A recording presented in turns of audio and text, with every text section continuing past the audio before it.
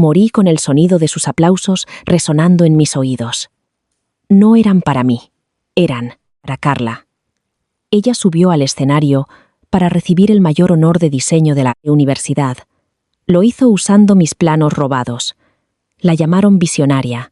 A mí me llamaron plagiario. Me sacaron a rastras del auditorio.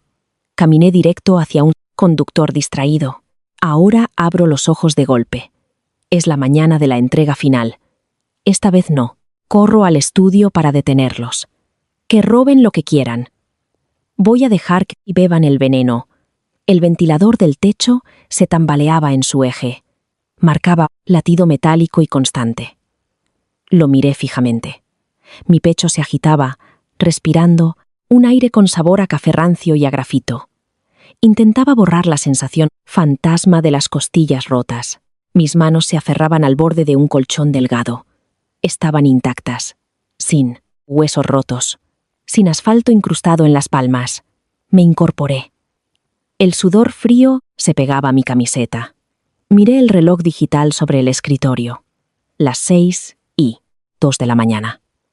14 de mayo. El día de la revisión final. El día en que mi vida había terminado. El día en que, al parecer, volvía a empezar. El cerebro humano tarda mucho en procesar lo imposible. No grité. No caí de rodillas para dar gracias al universo. Solo me quedé sentado al borde de la cama, en la luz gris de la mañana. Escuchaba los sonidos amortiguados de la ciudad despertando fuera de mi ventana. El sumo tosero. La lógica estaba rota, pero la realidad física era innegable. La cicatriz en mi nudillo izquierdo, de un corte con el cúter, seguía ahí. El dolor crónico en la espalda baja, de tantas horas sobre la mesa de dibujo, seguía ahí. Y justo fuera de mi habitación, familiar. Diego. El recuerdo me golpeó con la fuerza de un tubo de metal. En la línea temporal original, yo despertaba una hora más tarde. Entraba al salón y encontraba a mi compañero de piso, mi supuesto mejor amigo, desconectando un USB plateado de mi ordenador. La pelea que seguía era fea, patética e inútil. Para cuando llegaba al estudio de diseño, Carla ya había entregado mis archivos con su nombre. Diego había firmado una declaración, jurando que era yo quien copiaba su pantalla. El resto de la clase, desesperados por las conexiones de la familia adinerada de Carla, respaldaba la mentira. Me expulsaban antes del mediodía. Moría antes de las 2. El suelo volvió a crujir. Diego estaba en el salón. No me moví. No salí, a enfrentarlo. Me recosté contra la pared fría de mi habitación y sonreí en la oscuridad. Fue una sonrisa tensa y fea. Ahí fuera, sobre mi mesa de dibujo, estaba el juego original y la copia digital del complejo Avalon. Era mi obra maestra, un centro, cívico brutalista pero muy sostenible. Usaba luz natural y corredores de viento, 70 páginas de cálculo estructural minucioso y renders arquitectónicos. También era, legal y estructuralmente, papel mojado. Hacía 3 días, el Ayuntamiento de Barcelona había publicado en silencio un anexo al informe geológico. Habían descubierto un acuífero subterráneo bajo la cresta sur, justo donde se construiría Avalon. El suelo no era arcilla compacta, como decía el estudio de 1998. Era piedra porosa. Si alguien construía mi diseño original sobre ese terreno, los cimientos se hundirían más de 1 metro en el primer año. El atrio de vidrio envoladizo se desprendería de la columna principal de hormigón. Era una trampa mortal, hermosa, pero mortal. Había pasado las últimas 48 horas rediseñando la distribución de cargas del subsuelo. Los archivos reales, los actualizados, estaban en una partición protegida con contraseña en mi portátil, y mi portátil descansaba bajo mi almohada. Los archivos que estaban sobre el escritorio eran los borradores antiguos. Los que ya no servían. A través de la pared delgada, escuché el sonido de un dispositivo siendo expulsado del sistema. Diego ya lo tenía. Se acababa de llevar un suspenso, una humillación profesional y un desastre estructural. Todo, empaquetado, ordenado, en una carpeta llamada entrega final lista. Escuché sus pasos alejarse hacia la puerta. El pestillo se abrió. La cerradura se cerró. Se había ido. A entregarle el botín a Carla en la cafetería del campus. Por fin me levanté.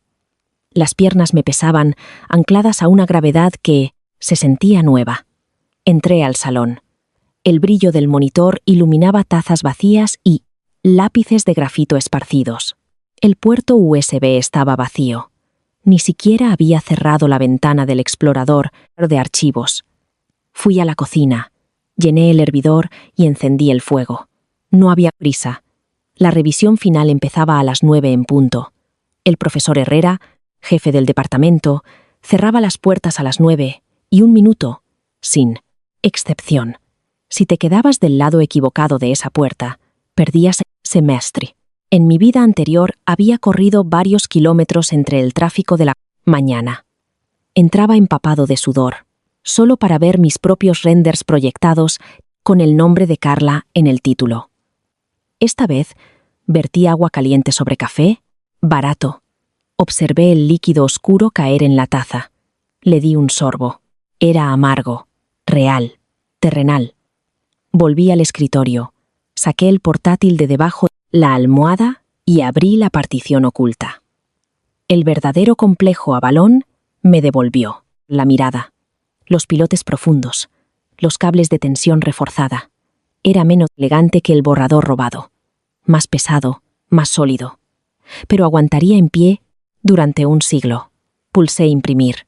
La plotter de gran formato, en la esquina del cuarto, cobró vida. Arrastraba tinta metódicamente sobre el papel vegetal grueso. Tenía un plan.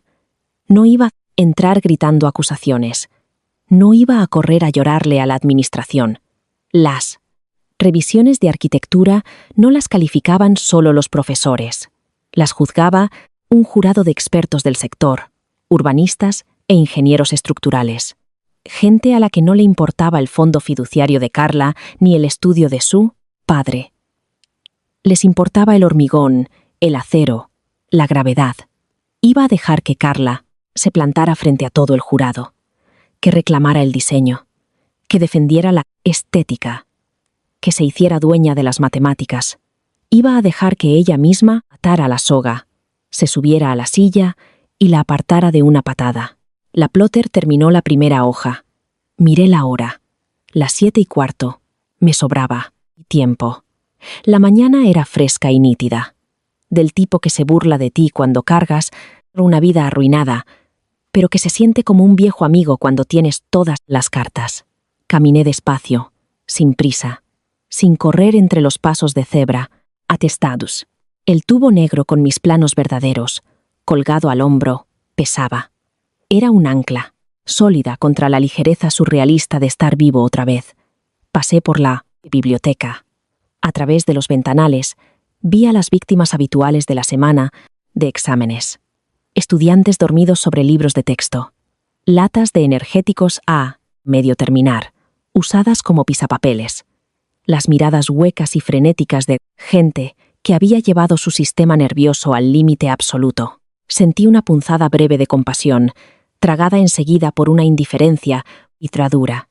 Yo había sido uno de ellos. Molía mis huesos por una migaja de validación. Ya no. Cuando llegué al edificio de arquitectura, eran casi las 10:45. El pasillo principal estaba completamente vacío. El olor familiar y pegamento en aerosol y ansiedad, rancia flotaba en el aire. Las pesadas puertas de roble del aula 3 estaban cerradas. Un cartel escrito a mano decía: revisiones en curso. No entrar. Me apoyé en la pared de ladrillo, junto a la puerta. Escuché la voz amortiguada de una estudiante presentando a otro lado de la madera. El ritmo era inconfundiblemente el de Carla, suave, ensayado, rebosante de una confianza que no se había ganado. Miré el reloj. Le di 10 minutos más para comprometerse del todo con la mentira, para que el veneno calara hondo en su presentación. A las 9:55 Puse la mano en el pomo de bronce. Empujé. Las bisagras pesadas gimieron. Un sonido que atravesó el silencio del aula como un disparo. La sala era amplia, con gradas descendiendo hacia un escenario iluminado. El proyector lanzaba contra la pared un rénder enorme de la fachada oeste de Avalon. Se veía magnífico. Líneas limpias, un voladizo atrevido, la fusión perfecta de vidrio y hormigón crudo. Todas las cabezas de la sala se giraron. Había 50 estudiantes en las gradas. Diego estaba en primera fila. Su cara perdió todo el color. Se volvió del tono de un pergamino viejo. En el escenario, Carla se detuvo a media frase. Llevaba un traje a medida que costaba más que toda mi matrícula. Sostenía un puntero láser que temblaba levemente en su mano. En el centro de la sala, tras una larga mesa plegable, estaba el jurado. El profesor Herrera, severo e impaciente, me miró por encima de sus gafas. A su lado estaban los 3 jueces invitados.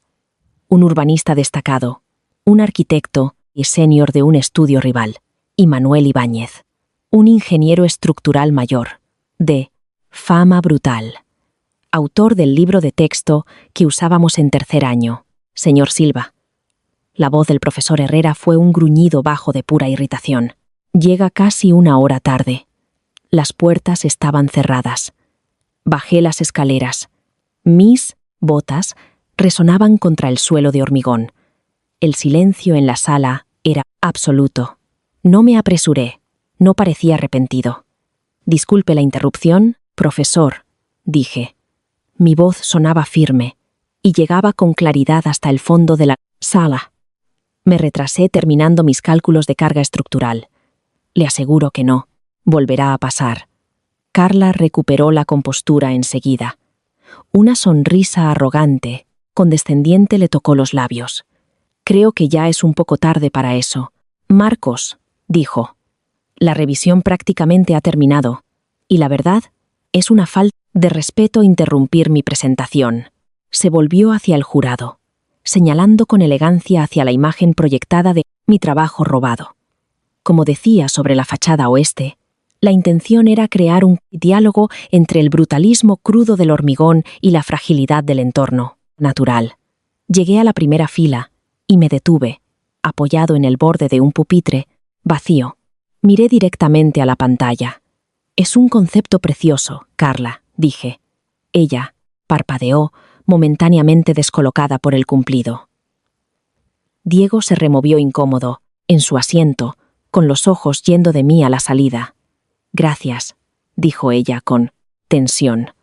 Ahora, si no te importa sentarte, quiero terminar. No me importa en absoluto, dije, cruzando los brazos. De hecho, me muero de curiosidad por saber cómo resolviste la tensión del pique, el subsuelo en la cresta sur. La temperatura de la sala pareció bajar. Los jueces, invitados, que estaban recostados en sus sillas, se enderezaron de golpe. El señor Ibáñez, el ingeniero estructural, entrecerró los ojos tras sus gafas, gruesas. La tensión del subsuelo, repitió Carla. Su sonrisa seguía ahí, pero congelada, pegada como un barniz barato. Los cálculos de carga están claramente detallados en la página 40 y 2 del informe técnico, dijo. Así es, interrumpió Ibáñez, con voz ronca y seca. Abrió el grueso cuaderno encuadernado que tenía delante. Está usando una cimentación de zapata estándar, asumiendo una capacidad portante del suelo de unos 20.000 kilos por metro cuadrado. Es lo estándar para la arcilla que normalmente hay en ese distrito. Exacto, dijo Carla, recuperando terreno. Me lanzó una mirada triunfal. La cimentación es perfectamente sólida. Sostiene toda la visión estética.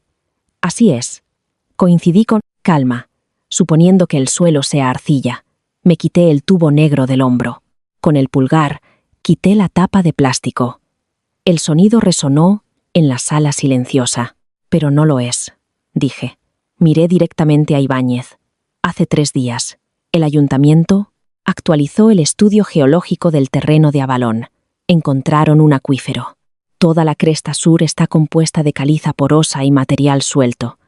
La capacidad portante no es la que dijo. Es apenas un tercio de eso. La cara de Carla se quedó completamente en blanco. Miró a Diego, pero él tenía la vista clavada en el suelo. Se daba cuenta, de golpe, de que estaba sentado sobre una bomba ya detonada. Saqué mis planos enrollados del tubo. Si construyen ese diseño, dije, señalando la pantalla, dejando caer toda cortesía de mi voz. El muro sur se hundirá 1 metro en la primera temporada de lluvias fuertes. El quinto atrio emboladizo, el que crea ese diálogo con la naturaleza, se desprenderá la columna principal. Se derrumbará y matará a todos los que estén dentro. Caminé hacia la mesa del jurado y desenrolé mis planos, sujetando las esquinas con pisapapeles. Este es el diseño corregido, le dije al jurado, ignorando por completo a Carla. Rediseñado con pilotes de fricción profundos, de 12 metros, hasta llegar a la roca madre, y un sistema de vigas subterráneas modificado para redistribuir la carga muerta. El profesor Herrera miró mis planos, luego la proyección, y, finalmente, a Carla. Ella se aferraba al atril con tanta fuerza que tenía los nudillos blancos. «Señorita Aguilar», dijo Ibáñez, con la voz peligrosamente baja, «¿tuvo o no en? ¿Cuenta el acuífero en este análisis estructural?» Ella abrió la boca, pero no salió nada. El veneno ya corría por sus venas. Yo solo iba a quedarme ahí, mirando cómo hacía efecto. El silencio en el aula no solo flotaba en el aire, presionaba hacia abajo. Era un peso físico, sofocante, que apretaba el pecho de los 50 estudiantes en las gradas. El zumbido del ventilador del proyector sonaba, de pronto, como un motor de avión. En la pantalla enorme, mi diseño robado, la trampa mortal, se cernía sobre todos, bañado en luz artificial. Carla seguía inmóvil detrás del atril. Su boca se abría y se cerraba, como un pez fuera del agua. Bajó la vista hacia sus notas pulidas. Ahí no había respuestas, solo frases de marketing, palabras vacías sobre armonía espacial y difusión de la luz. Nada sobre caliza porosa, nada sobre pilotes de fricción. «Señorita Aguilar», repitió Ibáñez. No alzó la voz. No hacía falta. El tono seco y rasposo de un ingeniero veterano cortando tonterías ya era devastador. Le hice una pregunta directa. ¿Revisó el anexo geológico publicado el martes? El anexo, balbuceó Carla. Sus uñas perfectas se clavaban en el borde del atril. El concepto central de Avalón siempre fue pensado para ser adaptable. El estudio, preliminar, indicaba arcilla estándar. «No me importa el estudio preliminar», interrumpió Ibáñez, lanzando su informe técnico sobre la mesa. Cayó con un golpe seco, desdeñoso. «Me importa el terreno tal como es en realidad.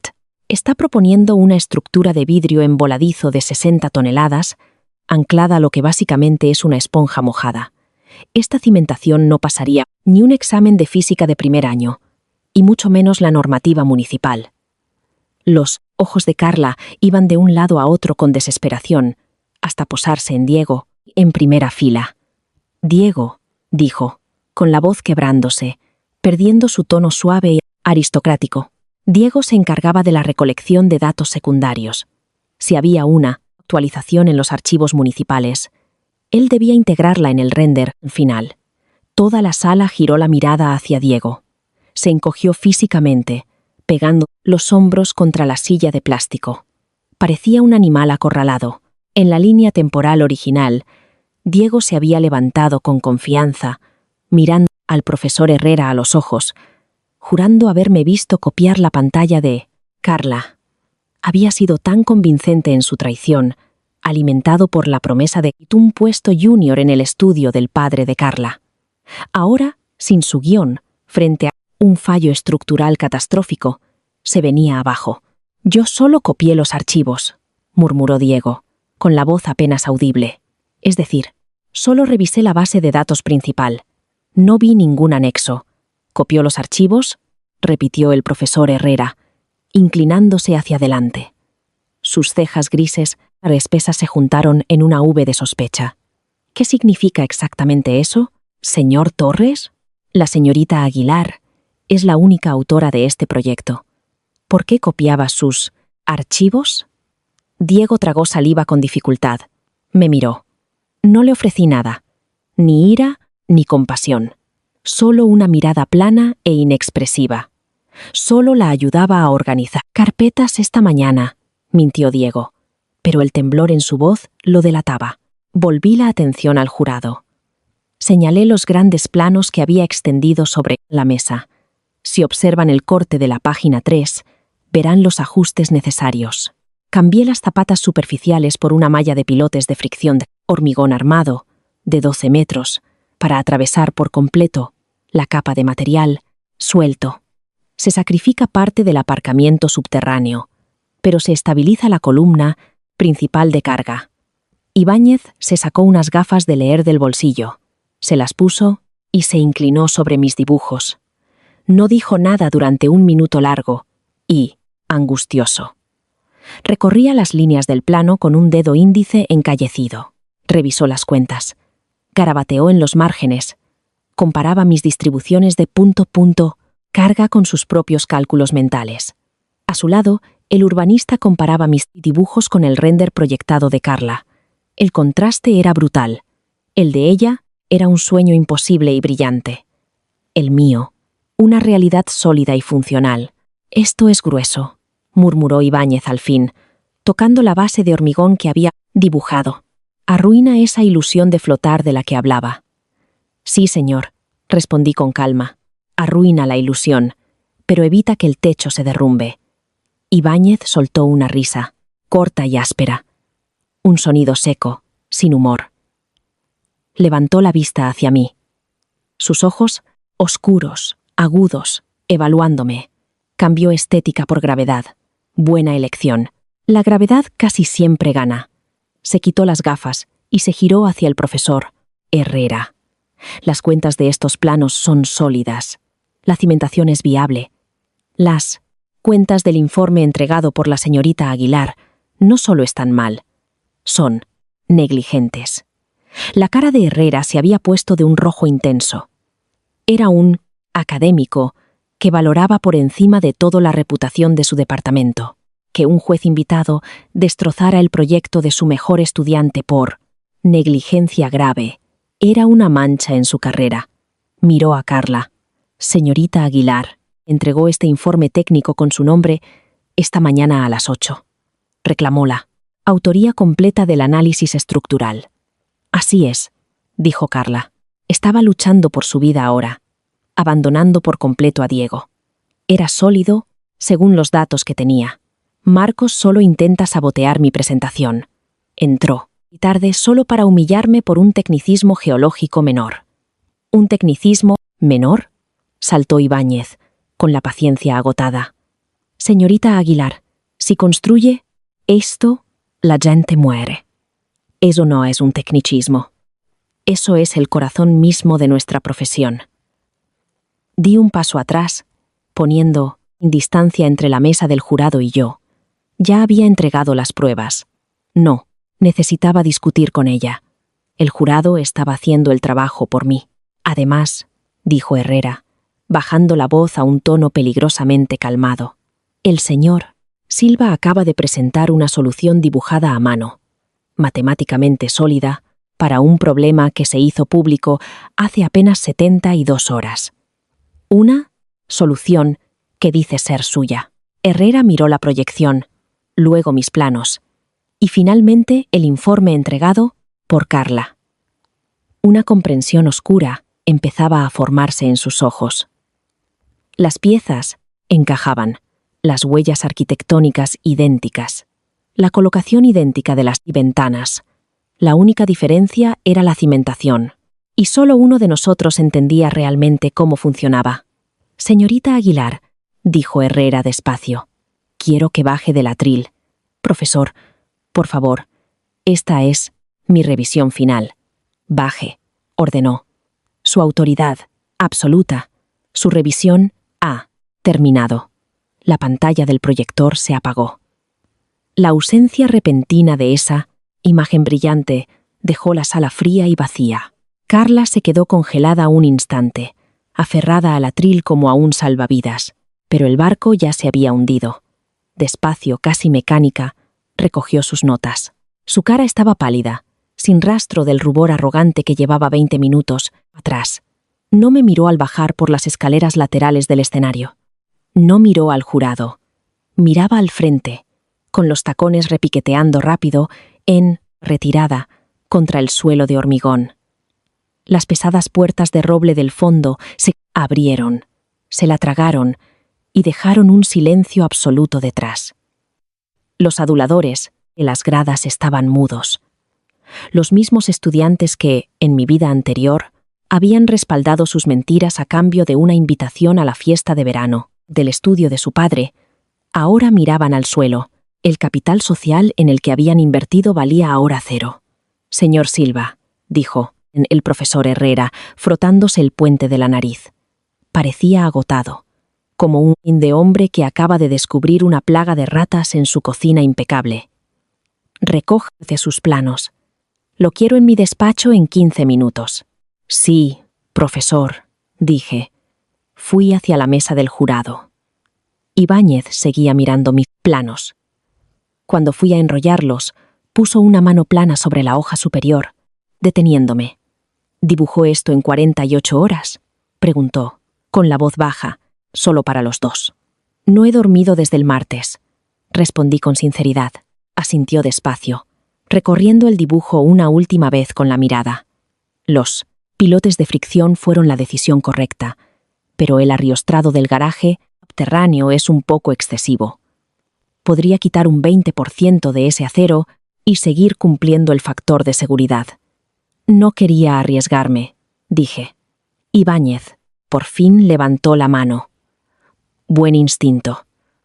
Un ingeniero paranoico es un ingeniero vivo. Golpeó la mesa 2 veces. Quédese con los planos. Son buenos. Enrollé las hojas y las guardé en el tubo negro. Los jueces invitados ya recogían abrigos y maletines, murmurando entre ellos. La sesión de revisión había quedado, en la práctica, descarrilada. El alrededor del plagio y del fallo catastrófico había arruinado el teatro académico. Me colgué el tubo al hombro y caminé por el pasillo central. Los estudiantes se apartaban un poco a mi paso, encogiendo las rodillas, evitando mi mirada. Era un contraste brutal con la línea temporal original, donde seguridad del campus me había arrastrado por ese mismo pasillo, mientras gritaba mi inocencia ante una sala llena de caras burlonas. Ahora me miraban con una mezcla de miedo y un respeto nuevo. Ya no era solo la víctima. Era el tipo que había dejado que la chica de oro se ahorcara sola, en vivo, sobre un escenario. Empujé las puertas pesadas y salí al pasillo principal. El aire ahí se sentía más fresco, menos cargado. Respiré hondo, dejando que la tensión saliera de mis hombros. Mis costillas seguían intactas. Tenía la mente clara. Los recuerdos fantasma de las sirenas de ambulancia por fin se desvanecían en el fondo. Marcos. Oye, Marcos, espera. No dejé de caminar. Solo bajé un poco el ritmo cuando el sonido frenético de unas suelas de goma, chirriando contra el linóleo, me alcanzó. Diego se puso a mi lado. Se le veía fatal. La piel bajo sus ojos estaba gris. Sudaba a través de su camisa barata. «Tío, tienes que escucharme», suplicó Diego, en un susurro frenético. No dejaba de mirar por encima del hombro, aterrado de que alguien lo viera hablando conmigo. O peor, aterrado de que Carla estuviera esperando para rematarlo. Yo no lo sabía, lo juro por Dios. No sabía que el archivo estaba mal. Ella solo me dijo que sacara la carpeta final de tu escritorio. Me detuve. Estábamos junto a unas taquillas metálicas. Me giré y lo miré. De verdad lo miré. Había pasado 2 años, compartiendo piso con este tipo.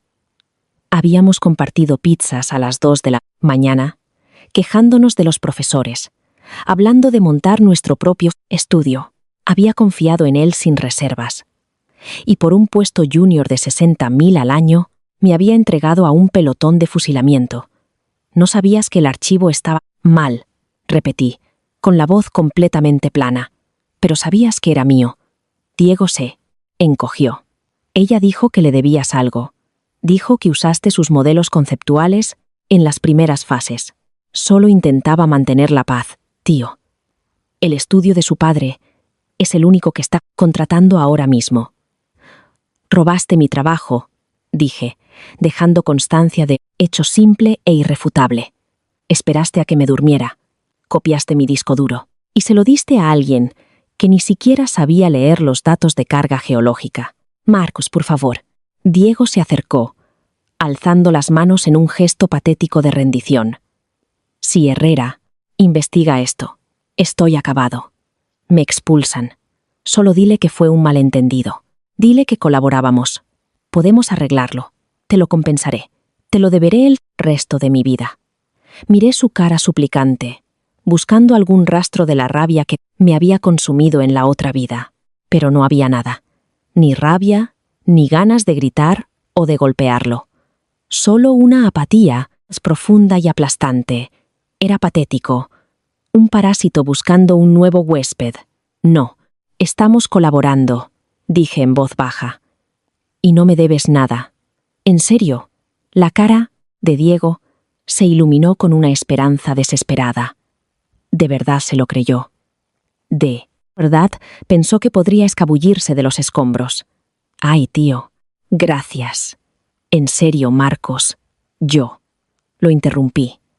Mi voz cayó a una calma sin vida. Voy a entrar al despacho de Herrera en 10 minutos.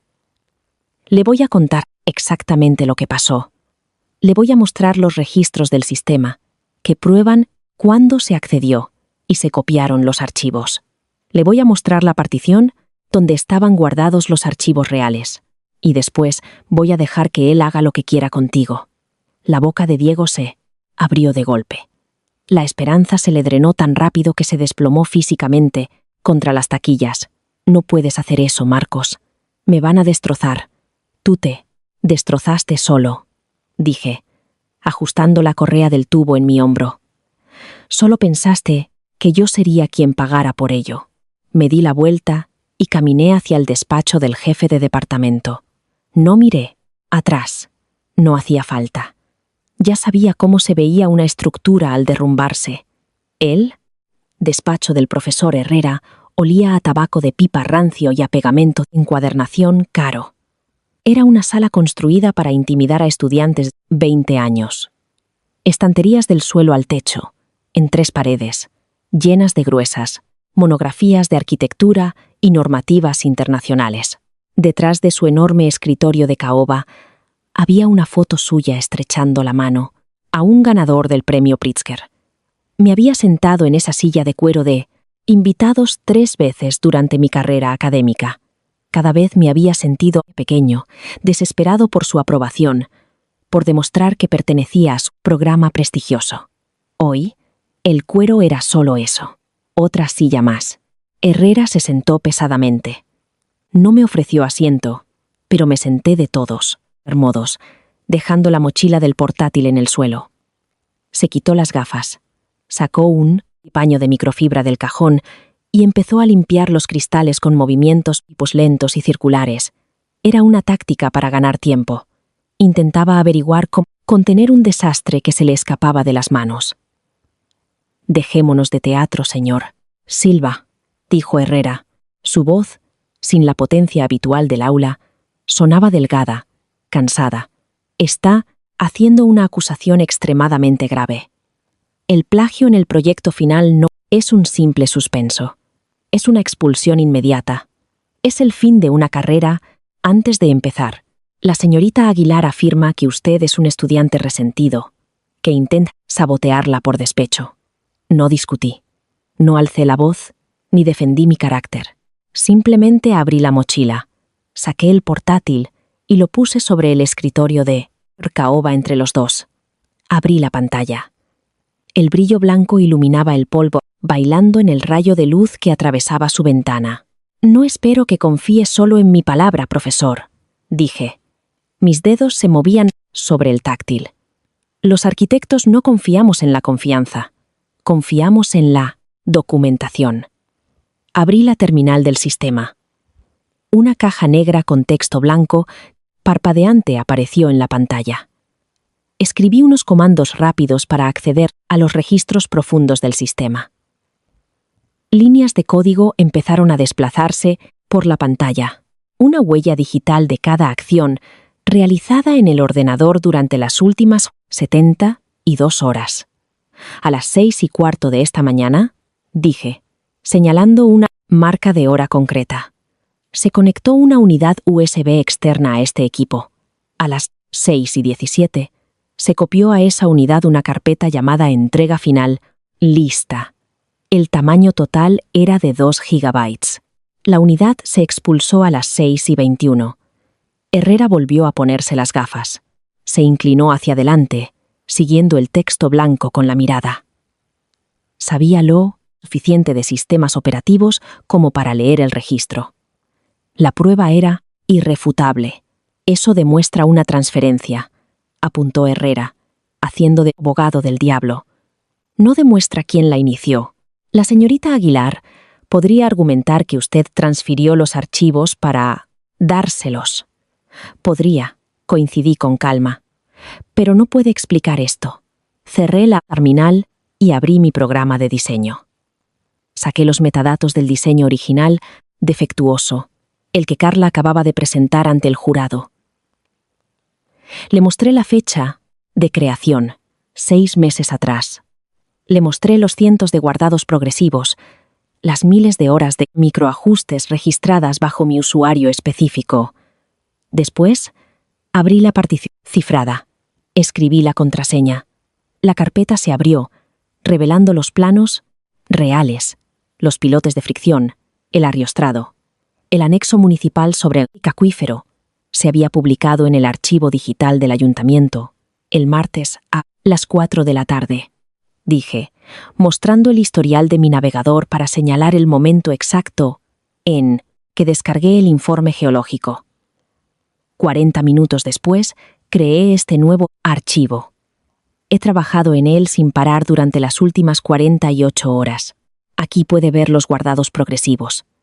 Cada cambio estructural que el señor Ibáñez verificó hoy fue dibujado en este equipo, con mi usuario, en esta habitación. Herrera se quedó mirando la pantalla. Las pruebas se apilaban como ladrillos, formando un muro del que no podía hablar para salir. La señorita Aguilar, continué, cerrando el portátil y dejando que el silencio se asentara, entregó un archivo que creía perfecto. No revisó las cuentas porque no las hizo ella. No, sabía del acuífero porque no hizo la investigación del terreno. Robó un borrador ya inválido y se lo presentó a un ingeniero estructural que escribió el libro sobre los límites de la cimentación. Herrera se pasó una mano por la cara. Parecía mayor de lo que era. Aquello era un desastre absoluto para él. El padre de Carla, Ricardo Aguilar, era uno de los grandes donantes de la universidad. Su estudio contrataba a la mitad de cada promoción, cada primavera. Expulsar a su hija por robo académico cortaría un canal enorme de financiación y contactos para el departamento. ¿Qué quieres, Marcos?, preguntó Herrera en voz baja. La formalidad había desaparecido. La fachada académica se había resquebrajado. Ahora solo era un gestor intermedio, intentando negociar un acuerdo. Quiero mi nota final basada en los planos que el señor Ibáñez acaba de evaluar, dije. Y quiero que el departamento siga su protocolo establecido para el robo académico, con la señorita Aguilar y el señor Torres. Ricardo Aguilar va a poner esta universidad patas arriba, advirtió Herrera, con un rastro genuino de pavor en la voz. Contratará abogados. Alargará esto todo lo posible. Intentará destruir tu reputación para salvar de ella. Que lo intente, dije, levantándome y guardando el portátil. He sobrevivido a cosas peores. Fue lo más honesto que dije en todo el día. Cerré la mochila y caminé hacia la puerta. Señor Silva, llamó Herrera justo cuando mi mano tocaba el pomo de bronce. Me detuve y miré hacia atrás. Por lo que vale, los pilotes de fricción fueron aquí una solución elegante para un problema feo. Gracias, profesor, dije. Abrí la puerta y salí. El patio del campus era un mundo distinto al ambiente opresivo y silencioso del edificio de arquitectura. Era casi mediodía. El sol estaba alto, calentando los caminos de hormigón, reflejándose con fuerza en las fachadas de vidrio del centro de ciencias. Estudiantes llenaban el césped, lanzando frisbees, comiendo en el pasto, completamente ajenos al derrumbe estructural de 3 vidas que acababa de ocurrir a unos metros de ahí. Caminé justo por el medio. Ya no sentía la necesidad de encogerme ni de evitar miradas. Mis pasos eran medidos, anclados en la realidad del presente. El pesado tubo de planos en mi espalda ya no era una carga, era un escudo. Al acercarme al límite del campus, donde el césped cuidado se encontraba con la calle transitada, un coche negro y elegante esperaba junto a la acera. Contrastaba de forma brutal con los coches destartalados y las bicicletas que solían llenar la zona. La puerta trasera se abrió antes de que yo llegara a la acera. Un hombre bajó. Vestía un traje gris antracita, con un corte perfecto, completamente fuera de lugar entre mochilas y ropa deportiva. Tenía el pelo plateado peinado hacia atrás, sobre una cara angulosa. Lo reconocí de inmediato por las fotos que Carla solía presumir. Ricardo Aguilar. La noticia había volado. 1 hora y media le bastó a Herrera para hacer la llamada y al patriarca para movilizarse. No se acercó con ira, no cruzó acera hecho una furia. Se quedó junto a la puerta abierta de su coche, con un aire de control absoluto, imperturbable. Esperó a que fuera yo quien se acercara. Me detuve a 3 metros. No iba a seguirle el juego. Ricardo esbozó una sonrisa tensa y condescendiente. Acortó distancia, extendiendo una mano que no acepté. Su sonrisa no vaciló. Dejó caer la mano con suavidad y se ajustó el botón de la chaqueta. Marcos Silva, dijo. Su voz era suave, culta, con la autoridad tranquila de un hombre que firmaba cheques capaces de hacer la vista gorda a un ayuntamiento entero. Esperaba alcanzarte antes de que salieras del campus. Tenemos un malentendido, lamentable que aclarar. No hay malentendido, respondí. Su hija robó mi trabajo. Lo presentó ante un jurado. No entendió la ingeniería estructural básica detrás de ese diseño. Ahora se enfrenta a la expulsión. Ricardo soltó una risita, un sonido bajo y despectivo. No usemos palabras como robar. Es tan dramático. Carla es muy colaborativa. Veces, en el ajetreo de la semana de exámenes, las líneas se difuminan. Los archivos se mezclan. Es un descuido. Lo admito. Un descuido torpe. Y ya la he reprendido por su falta de organización. Dio un paso más cerca, bajando la voz a un tono conversacional, casi amistoso.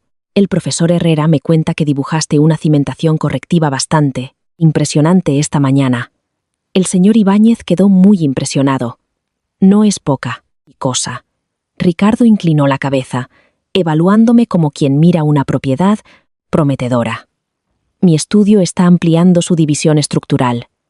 Necesitamos arquitectos jóvenes que piensen rápido, gente que entienda el hormigón. Podría crearte un puesto de asociado junior. Un salario inicial de 6 cifras, beneficios completos. Una prima de bienvenida que cubriría con creces cualquier préstamo estudiantil. Era una oferta impresionante. En mi vida anterior, era exactamente por lo que Diego había vendido su alma. Era el boleto dorado por el que todos en aquella aula se desangraban. Lo único que tienes que hacer, continuó Ricardo, interpretando mi silencio como duda, es volver al despacho de Herrera y aclarar que Carla y tú trabajabais juntos.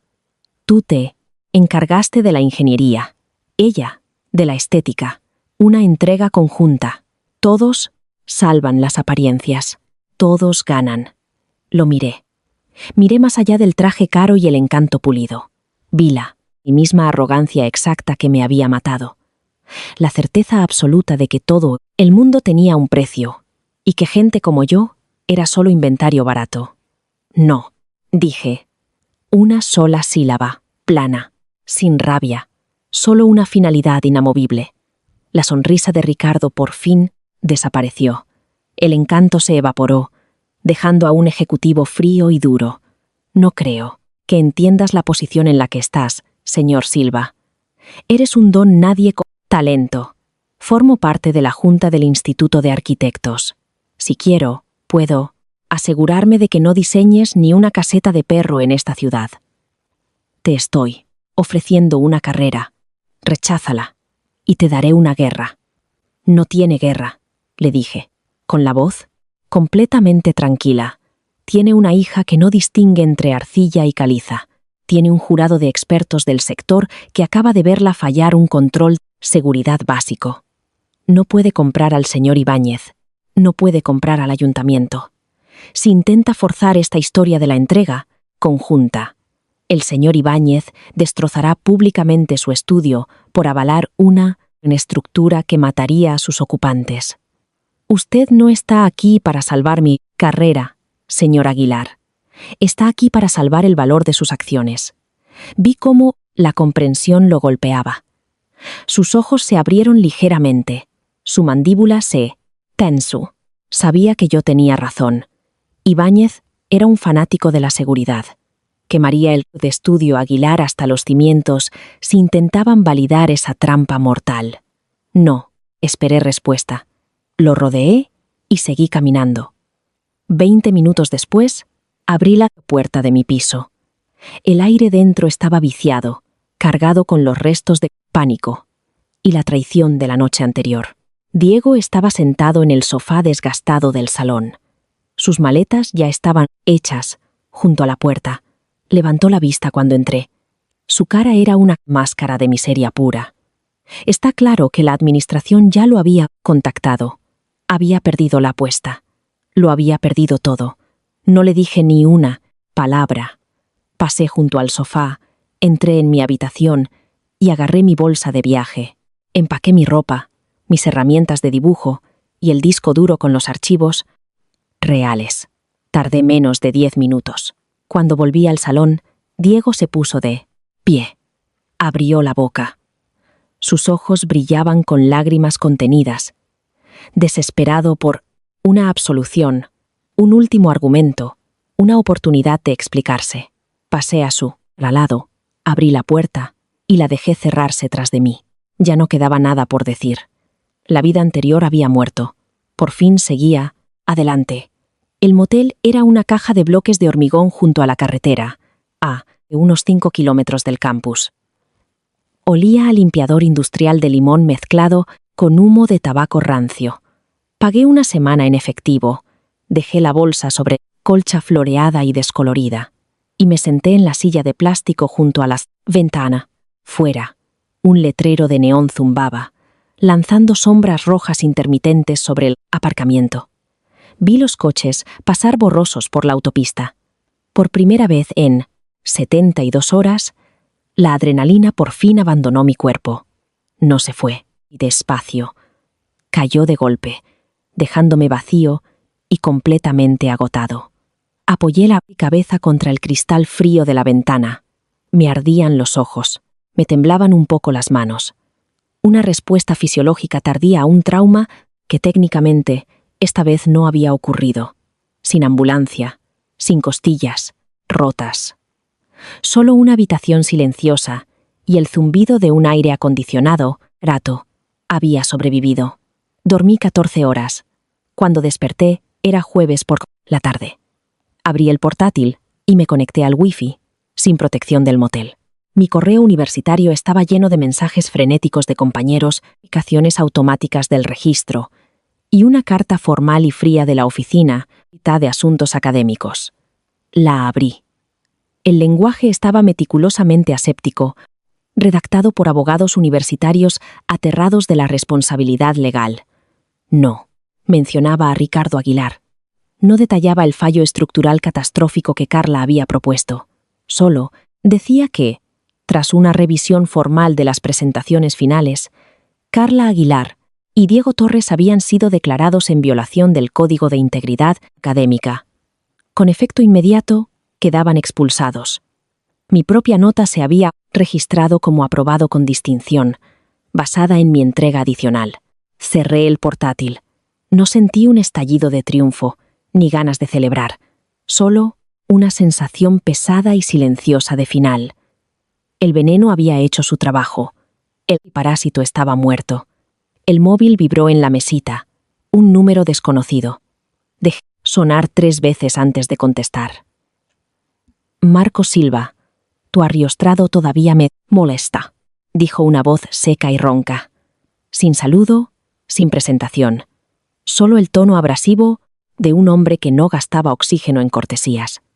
Señor Ibáñez, dije, incorporándome un poco. Volví a revisar las cuentas anoche, continuó Ibáñez, con la voz acompañada del sonido de papeles. Si ajustas el ángulo de los puntales, secundarios 4 grados, reduces el esfuerzo cortante un 12%. Lo sobredimensionaste. Diseñaste con miedo. Diseñé con el deseo de no ver un edificio derrumbarse. Respondí con calma. Miedo al fracaso, corrigió Ibáñez. Es un buen motivador, pero una estrategia terrible a largo plazo. Hace que tus diseños sean pesados, defensivos. Hubo una pausa breve.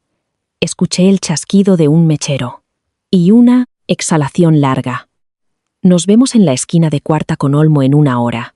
Ponte botas con puntera, a de acero si tienes. Si no, cómpralas de camino. La línea se cortó. No tenía botas con puntera de acero. Paré en una ferretería a las afueras. Compré el par, más barato que me quedara bien, y tomé el autobús al centro. Cuarta con Olmo no. Era una cafetería ni un edificio de oficinas. Era un cráter enorme en pleno distrito financiero. Un pozo de cimentación profundo para una torre comercial, lleno de excavadoras y hombres con chalecos, de alta visibilidad. El ruido era ensordecedor. El martilleo rítmico de las pilotadoras, el rugido de los motores diésel, los gritos secos de los capataces, atravesando el polvo. Encontré a Ibáñez junto a la valla metálica del perímetro. Llevaba un casco desgastado. Sostenía unos planos estructurales enrollados, miraba fijamente hacia la tierra. No me miró cuando me acerqué. «Mira eso», gritó. Ibáñez sobre el ruido de una hormigonera, señalando hacia la excavación. 18 metros de profundidad. Granito sólido. Puedes construir una montaña y encima, y no se moverá ni un centímetro. Por fin se giró a mirarme. Sus ojos, agudos, recorrieron mi cara, revisaron mis botas. No contrato arquitectos, Silva, dijo Ibáñez, enrollando sus planos con fuerza. A los arquitectos les importa cómo rebota la luz en el vidrio. A mí me importa qué pasa cuando un huracán de categoría 4 golpea ese vidrio. Me importan los huesos. Ricardo Aguilar me llamó ayer. Intentó sugerir que tu presentación fue un montaje. Intentó proteger la reputación de su hija. Supongo que no le fue bien, dije. Ibáñez soltó una risa corta y dura. Le dije que si su estudio volvía a enviarme un solo plano, auditaría personalmente cada cálculo de carga que sus ingenieros hubieran firmado jamás. Me colgó el teléfono. Ibáñez volvió la vista hacia el pozo de construcción. Te levantaste frente a un jurado y derribaste una mentira bonita con matemáticas feas. Respeto eso. Mi estudio hace las revisiones estructurales de la mitad de los proyectos municipales de esta ciudad. Es un trabajo miserable y agotador. Te sentarás en un cubículo. Verificarás sangre en los ojos. No diseñarás nada bonito. Solo diseñarás cosas que sobrevivan. Me miró, completamente serio. Empiezo a los ingenieros junior con 45.000 al año. Es una cifra insultantemente baja, pero aprenderás cómo se sostiene el mundo de verdad. Era la mitad de lo que Ricardo Aguilar me había ofrecido a cambio de vender el alma. Era un cubículo en vez de un despacho con vistas. Era el esfuerzo en vez de la gloria. ¿Cuándo empiezo?, pregunté. Ibáñez asintió, seco. 6 meses después, noviembre. El viento que soplaba desde el puerto cortaba como una cuchilla. Estaba de pie en el piso 12, sin terminar, de un proyecto de vivienda municipal. El polvo de hormigón revoloteaba en torno a mis botas. El cielo tenía el color del hierro magullado. Me subí el cuello de la chaqueta de lona gruesa y revisé el nivel digital, montado sobre el trípode frente a mí. «La cota está bien», le grité a Carlos.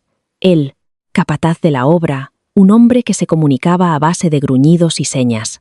Me hizo un gesto rápido de aprobación y le gritó a un equipo de trabajadores de acero que aseguraran la siguiente viga.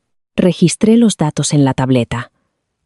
Mis manos estaban encallecidas, con una capa permanente de grafito y polvo de cemento que ningún fregado quitaba del todo. Mi espalda baja seguía doliendo, pero era un dolor distinto ahora. No era el dolor, estancado de encorvarse sobre una mesa de dibujo, aterrado del fracaso. Era el cansancio ganado de la realidad física. Trabajar para Ibáñez era exactamente el trabajo brutal y sin glamour que había prometido. Pasaba 80 horas a la semana enterrado en hojas de cálculo, probando materiales, discutiendo con contratistas que querían recortar en el acero de refuerzo. No había galas, no había premios académicos, pero cada noche, al dormir en mi pequeño piso con corrientes de aire, dormía profundamente. El móvil me vibró en el bolsillo. Lo saqué. Era una alerta de una publicación del sector a la que seguía suscrito. El titular era corto y brutal. El estudio: Aguilar pierde el contrato de infraestructura estatal en medio de una reestructuración interna. Toqué el enlace. El artículo describía un colapso silencioso pero devastador. En los últimos meses, los rumores sobre el desastre de la revisión final se habían filtrado en el gremio, un sector construido enteramente sobre la confianza y la seguridad. El rumor de que el fundador del estudio había intentado sobornar para tapar un fallo estructural catastrófico era tóxico. Él, señor Ibáñez, nunca había hablado con la prensa, pero tampoco se había callado en las salas de juntas privadas. Grandes promotoras cancelaban sus contratos. El ayuntamiento les había retirado la condición de proveedor preferente. Ricardo Aguilar había dimitido oficialmente como director general 2 semanas atrás, alegando motivos de salud. Dejaba una empresa vaciada, frente a una montaña de auditorías pendientes. Bloqueé la pantalla y me guardé el móvil. Al mediodía, bajé en el montacargas de obra hasta la calle, a comprar algo de y comer en una furgoneta aparcada en la esquina. La ciudad se movía a su ritmo frenético de siempre. Gente envuelta en abrigos de lana, huyendo del frío.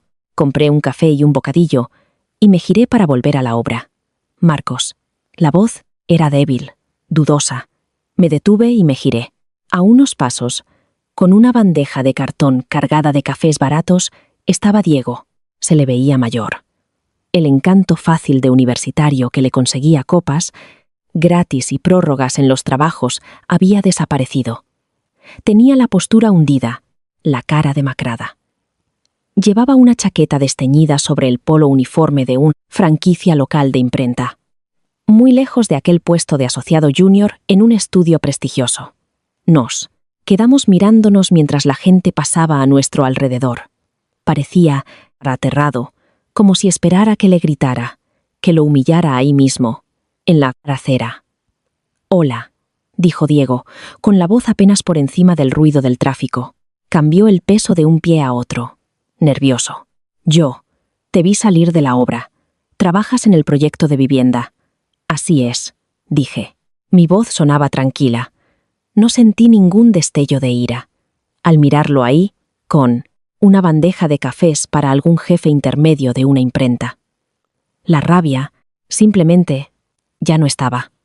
Solo era un tipo que había tomado una decisión cobarde y ahora pagaba exactamente el precio que le correspondía.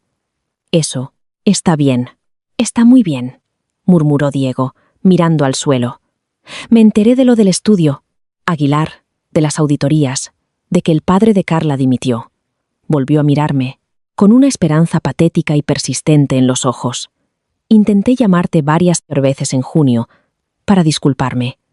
Cambié de número, dije. Sin más. Claro. Por supuesto. Tragó saliva con dificultad. Mira, Marcos. Lo siento. De verdad. Cada día. Arruinó todo. Carla, ni siquiera. Me habla. No consigo ni una entrevista en ningún sitio. Me estoy ahogando. Esperaba una absolución. Quería que le dijera que no pasaba nada.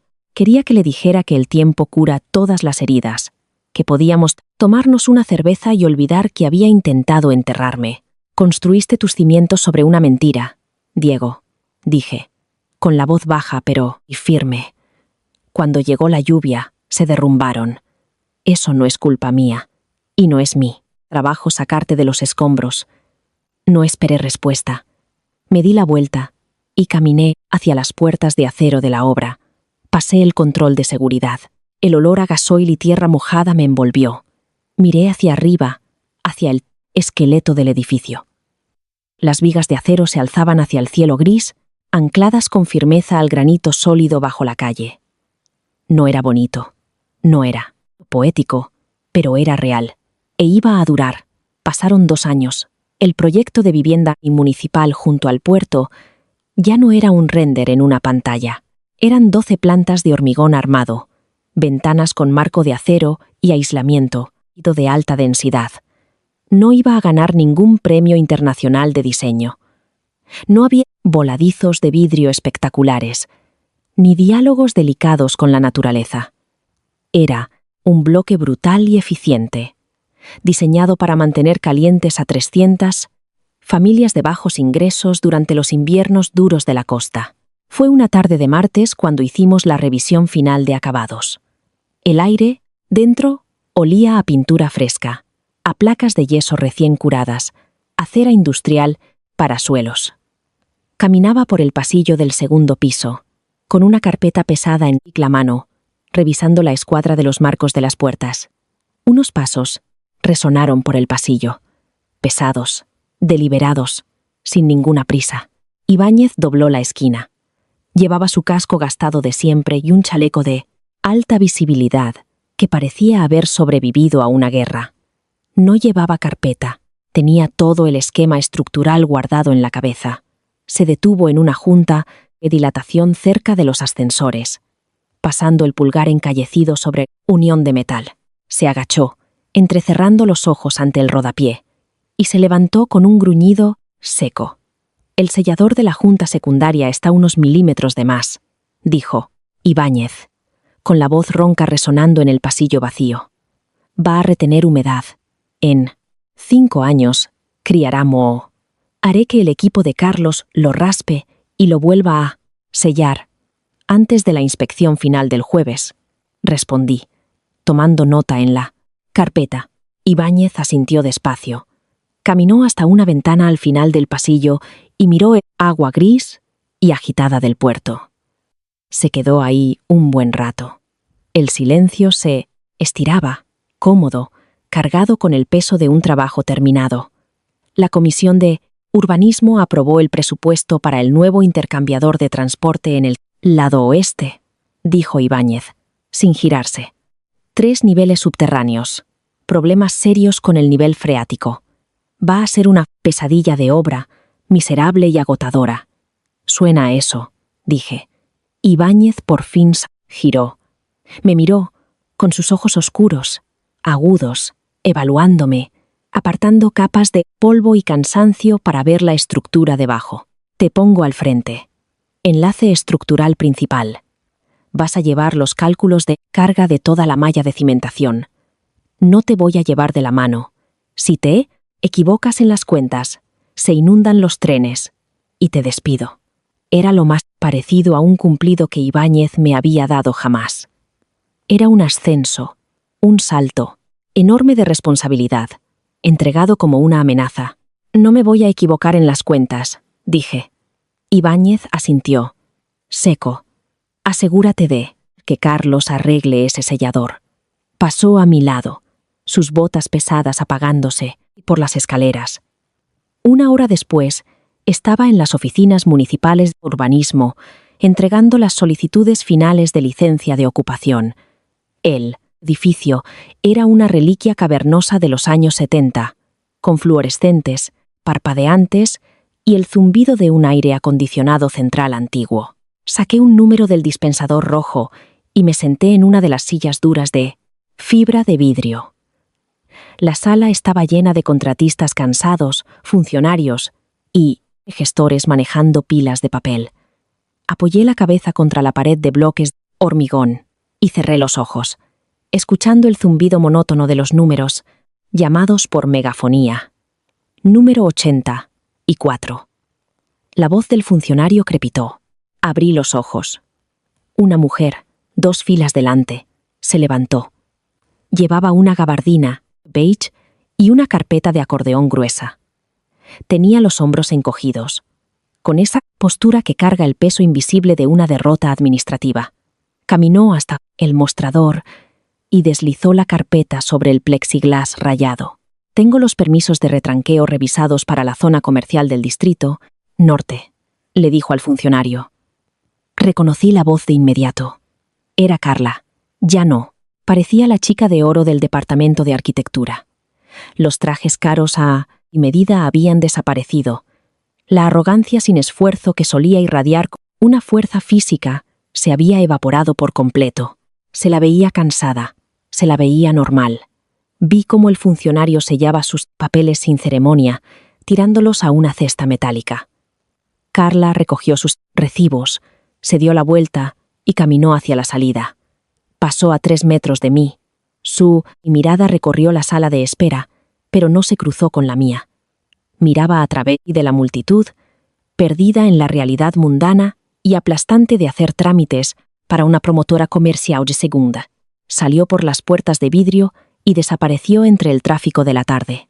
No, sentí ningún estallido de justicia cumplida. No sentí ganas de perseguirla, ni de regodearme.